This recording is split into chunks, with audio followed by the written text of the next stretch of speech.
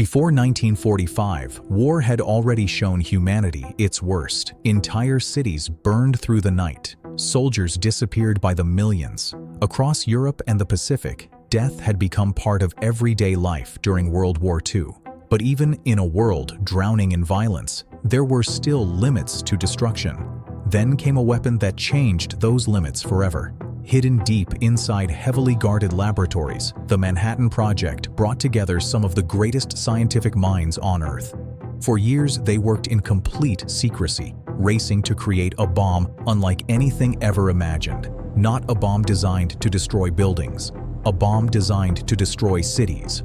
On July 16, 1945, in the middle of the New Mexico desert, they tested it for the first time. Witnesses described a light brighter than the sun itself. The ground trembled violently beneath them as a massive fireball climbed into the sky, followed by a mushroom cloud rising higher and higher into the atmosphere. In that moment, humanity entered the nuclear age. The people watching knew immediately that the world would never be the same again. Just weeks later, that power would be used, not once, but twice. And somehow, one man would survive both. This is the story of Tsutomu Yamaguchi. On August 6, 1945, Hiroshima looked like any normal morning. People were heading to work, children were going to school, and Tsutomu Yamaguchi was finishing a business trip, preparing to leave the city.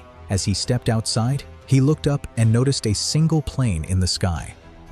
Nothing seemed unusual until a blinding white flash suddenly filled everything.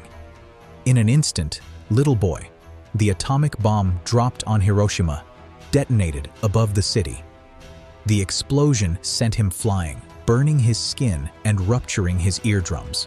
Buildings collapsed, fires spread instantly, and the entire city turned into chaos within seconds. When he opened his eyes, Hiroshima was gone, replaced by smoke, destruction, and silence broken only by distant screams, and somehow he was still alive. Severely injured and barely able to move, Yamaguchi decided to go back home. The next morning, wrapped in bandages, he walked through the ruins and reached the train station. Despite everything, trains were still running. He boarded one and traveled back to Nagasaki, his home. After everything he had just experienced, it felt like he had escaped death. But he hadn't. 3 days later, on August 9, 1945, Yamaguchi went to work despite his injuries. He tried to explain what he saw in Hiroshima, a single bomb destroying an entire city, but his boss didn't believe him. It sounded impossible. Then, in a moment that feels unreal, it happened again. Another flash, another explosion. This time, it was Fat Man, the second atomic bomb, detonating over Nagasaki.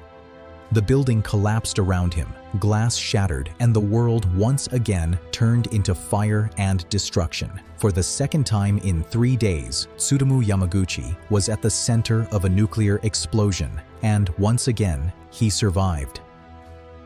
After the second bombing, he made it back home to his family. His body was weak, burned, and affected by radiation, but he was alive. He suffered long-term health effects, but he continued living, working, and raising his family. In a time when entire cities disappeared, he survived both. For years, he stayed silent about his experience. Later in life, he began sharing his story, not for fame, but to warn the world about the dangers of nuclear weapons. In 2009, he was officially recognized as a survivor of both bombings, a rare and almost unbelievable distinction.